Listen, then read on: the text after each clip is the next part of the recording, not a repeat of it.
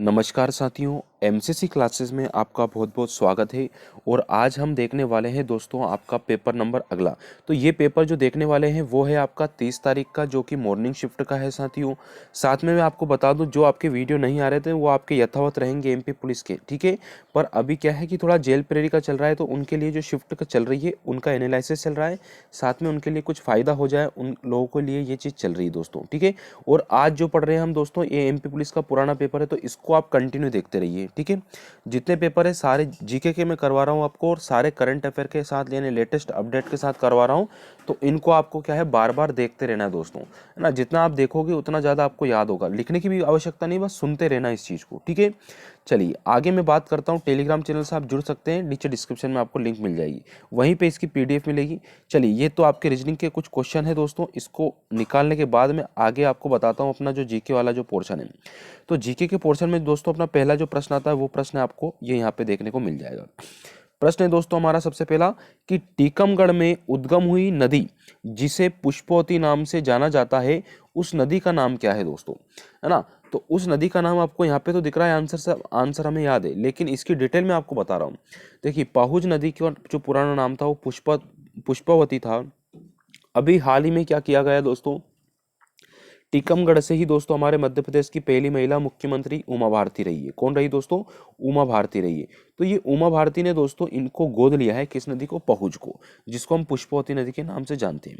और दोस्तों टीकमगढ़ की मैं बात करूं तो यहाँ से जो अभी वर्तमान में आपके लोकसभा सांसद है ना, वो वीरेंद्र कुमार। कौन है दोस्तों, वीरेंद्र कुमार, जो कि 17वीं जो लोकसभा भी चल रही दोस्तों, उसके प्रोटेम स्पीकर भी यही बने थे दोस्तों। कौन बने थे, वीरेंद्र कुमार, जो कि कहाँ से चुनाव लड़ते हैं दोस्तों, टीकमगढ़ से वर्तमान में सांसद है, ठीक है। ये प्रोटेम स्पीकर चुने गए थे 2017 के, तो ये भी आपको याद रखना है। और पहली महिला मुख्यमंत्री भी यहीं से ही दोस्तों, उमा भारती, ठीक है। तो उमा भारती कहाँ की दोस्तों, टीकमगढ़ की, ये चीज भी अपने को याद रखना है। अगला प्रश्न आता है मेरे दोस्तों, अगर आपको क्वेश्चन का आंसर याद है करंट कमेंट में जरूर लिखिएगा कि केरल के वर्तमान मुख्यमंत्री कौन है। जल्दी से बता दो दोस्तों, ऑप्शन आपके सामने है ना। इतने में बात करता हूँ केरल की। तो केरल की जो राजधानी है वो आप जानते होंगे दोस्तों, क्या है यहाँ की राजधानी, तिरुवनंतपुरम, ठीक है। यहाँ पे जो मुख्य न्यायाधीश हैं आपके, चीफ जस्टिस है, वो है एस मनी कुमार। कौन है दोस्तों, एस मनी कुमार यहाँ के चीफ जस्टिस यानी कि मुख्य न्यायाधीश थे। दूसरी बात करूं दोस्तों, यहाँ के राज्यपाल का नाम आपने आंसर दे दिया होगा, राज्यपाल का नाम है आरिफ मोहम्मद खान। कौन है दोस्तों, आरिफ मोहम्मद खान यहाँ के राज्यपाल हो गए। और मुख्यमंत्री हमारे पिनराई विजयन, ठीक है। मैं कमेंट चेक करूंगा दोस्तों आखिरी में आपने क्या इसका आंसर लगाया था, ठीक है। जरूर लिखिए कि क्वेश्चन नंबर 11 और आपका जो भी ऑप्शन है दोस्तों पिनराई विजयन है ना, ये लिख सकते हैं या 3 नंबर डाल सकते हैं। अगला प्रश्न आता है दोस्तों कि किस तारीख को मोदी सरकार ने दोस्तों विमुद्रीकरण की घोषणा की थी भारत में। तो ये कब की थी दोस्तों, ये तो आपको जानकारी होना चाहिए, ठीक है। तारीख 2 है, देखो अक्टूबर में तो की थी, नवंबर में की थी। अब नवंबर में कब की थी दोस्तों, तो ऐसे तो 3 बार हो चुका है अपने यहाँ पे भारत में, कितनी बार हो चुका है, 3 बार विमुद्रीकरण हो चुका है। अब मैं बात करूंगा, ये तारीख थी आपकी 8 नवंबर 2016। कब किया गया था, 8 नवंबर 2016। 500 व 1000 रुपए के जो पुराने नोट थे दोस्तों, उनको बंद कर दिया गया और 1000 का पूर्णतः बंद कर दिया गया, और उसकी जगह क्या चला दिया दोस्तों, 2000 का नोट। अगला प्रश्न आता है हमारा कि निम्न समझौतों में किस एक ने हिंदू मुसलमान मतभेद को हल करने की मांग की थी। तो ये की थी दोस्तों आपके लखनऊ अधिवेशन यानी कि लखनऊ पैक्ट या लखनऊ समझौते में, ठीक है। अब समझ लें, इसमें दो बार हुआ है समझौता। कैसे हुआ, एक तो आपका 29 दिसंबर को हुआ था 1916 में, है ना, ये 1916 की बात की भी है। कब हुआ था ये, 1916 में। दूसरा कुछ दिन बाद हुआ दोस्तों 31 दिसंबर को 1916 में। तो पहली बैठक तो आपके जो कांग्रेस थे, है ना, उनके द्वारा की गई, और दूसरी बैठक की गई थी मुस्लिम लीग के द्वारा। तो इनमें ही इसका समझौता किया गया था, लखनऊ पैक्ट के नाम से हम जानते हैं 1916 में, है ना। ये प्रयास किया गया। अगला आता है दोस्तों कि कौन सा दुर्ग रामायण से संबंधित बताया जाता है। तो बांधवगढ़ दुर्ग काय से संबंधित बताया जाता है दोस्तों, ये बताया जाता है काय से, तो ये बताया जाता है मेरे प्यारे दोस्तों आपको रामायण से संबंधित। अच्छा, मैं एक बात करूं दोस्तों, बांधवगढ़ से आपको याद आ जाना चाहिए भैया, बांधवगढ़ राष्ट्रीय उद्यान। तो बांधवगढ़ जो राष्ट्रीय उद्यान है, इसकी स्थापना 1968 में की गई थी दोस्तों। कब की गई, 1968 में। और 1993 में इसको प्रोजेक्ट टाइगर में शामिल किया गया। बांधवगढ़ दोस्तों उमरिया जिले में पड़ता है। कहाँ पड़ता है, उमरिया जिले में पड़ता है, ये आपको याद रखना है, ठीक है। और 32 पहाड़ियों से उमरिया का ये बांधवगढ़ जिला आसपास से घिरा हुआ है 32 पहाड़ियों से और बाघों के लिए जाना जाता है। सबसे ज्यादा घना तो यही का है आपका। ठीक है, अगला प्रश्न है, निम्न में से भारत का 28वां राज्य कौन सा बना? तो भारत का जो 28वां राज्य बना था दोस्तों, वो बना था हमारा झारखंड। कौन सा बना? झारखंड। झारखंड की बात करूं तो यहाँ के सीएम का नाम है हेमंत सोरेन। क्या नाम है मेरे दोस्तों? हेमंत सोरेन यहाँ के मुख्यमंत्री का नाम है। और राज्यपाल की बात करूं तो द्रौपदी मुर्मू। क्या है दोस्तों? द्रौपदी मुर्मू यहाँ की राज्यपाल है, द्रौपदी मुर्मू। ठीक है, और हेमंत सोरेन यहाँ के मुख्यमंत्री बने। दूसरी बात करूं, रवि रंजन यहाँ के मुख्य न्यायाधीश है, रवि रंजन, है ना। तो रवि रंजन कहाँ के मुख्य न्यायाधीश है दोस्तों? झारखंड के। और झारखंड की राजधानी रांची है, जो कि कर्क रेखा पे स्थित है ना। और ये कब बना था दोस्तों? 15 नवंबर सन 2000 को बना था ये, है ना। कब बना था?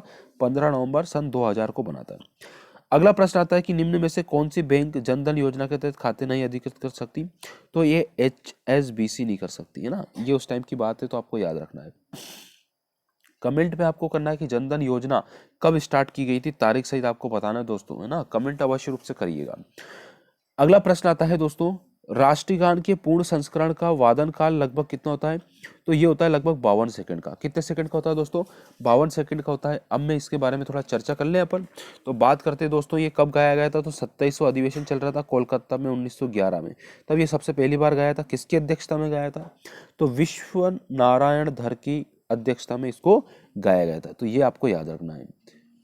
और दोस्तों, वीडियो अच्छा लग रहा है तो प्लीज़ लाइक और शेयर जरूर कीजिएगा, और जितने लोग देख रहे हैं लाइक जरूर कीजिएगा दोस्तों।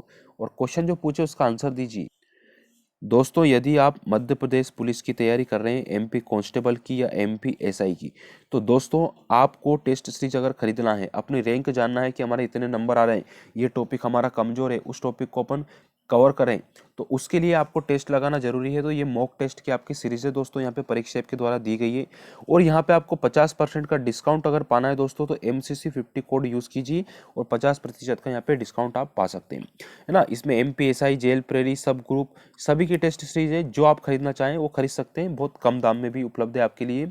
और इस बार MP पुलिस 6 मार्च का टारगेट है, तो आप टारगेट के हिसाब से आप अगर एक पेपर भी डेली लगाएंगे दोस्तों, तो आपको बहुत सारा इंप्रूवमेंट यहाँ पे देखने को मिलेगा।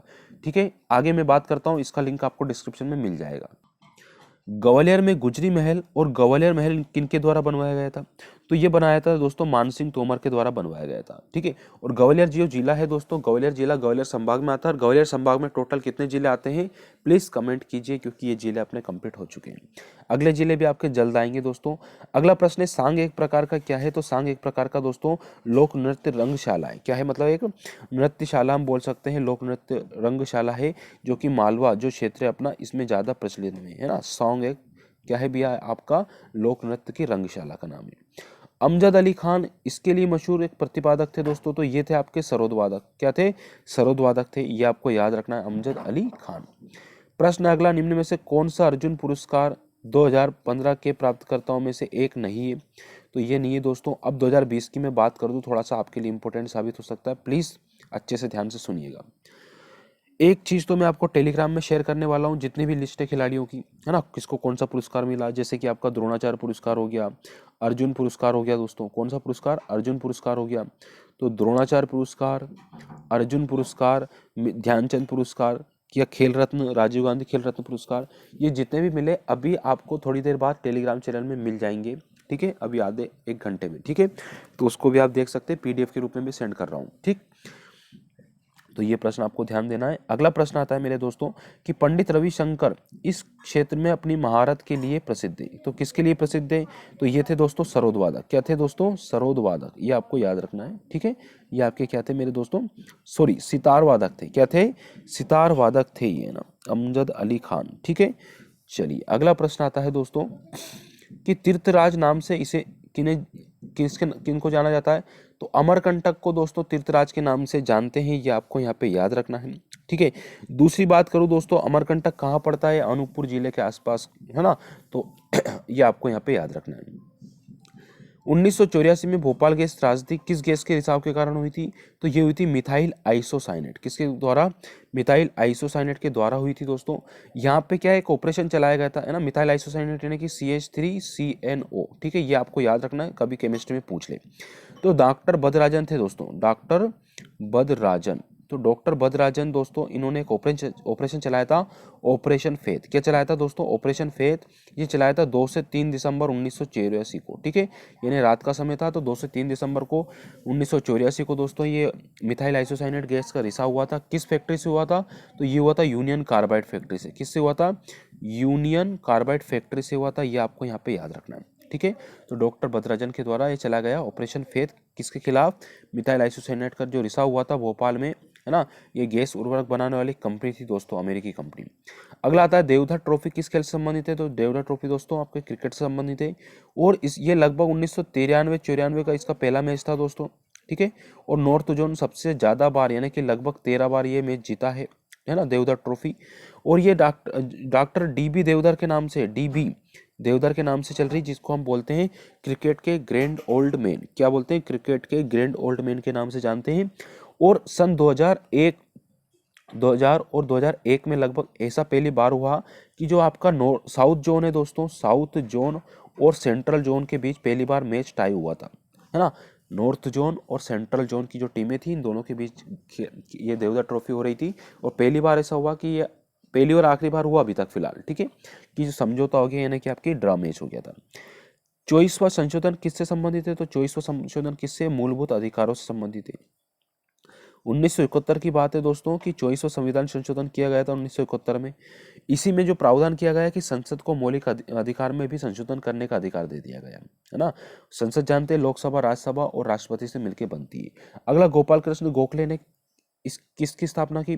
तो भारतीय समाज सेवक की इन्होंने स्थापना की थी, ठीक है। कब की थी? 1905 में की थी साहब। कब की थी? 1905 में की थी। अगला प्रश्न आता है कि मूलभूत अधिकारों को भारतीय संविधान में किस भाग में शामिल किया गया? तो ये किया गया दोस्तों हमारे तीसरे में। किस में किया गया? तीसरे भाग में सम्मिलित किया गया, ठीक है। ये अनुच्छेद 12 से लेके 35 तक है, ठीक है। ये भी आपको यहाँ पे याद रखना है। फिर प्रश्न आता है कि भारतीय राज्य वन रिपोर्ट 2015 के अनुसार देश के किस राज्य में सबसे अधिक वन आच्छादन हुए? तो ये हुए थे दोस्तों मध्य प्रदेश में, है ना। लेटेस्ट आंकड़ा भी मध्य प्रदेश का ही बताता है।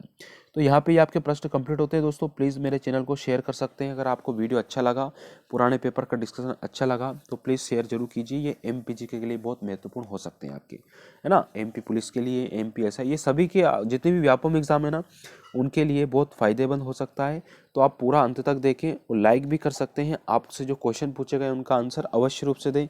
नहीं मिलते तो गूगल कीजिए, सर्च करेंगे तो आपको ये क्वेश्चन के आंसर मिलेंगे। और मिलेंगे तो आपको, आप खुद सर्च करेंगे तो आपको ये याद भी होगा। नीचे मैंने डिस्क्रिप्शन में लिंक दे रखा है टेलीग्राम चैनल का, वहाँ से आप ज्वाइन कर सकते हैं, ठीक है। तो धन्यवाद दोस्तों, प्लीज़ शेयर और सपोर्ट जरूर कीजिएगा।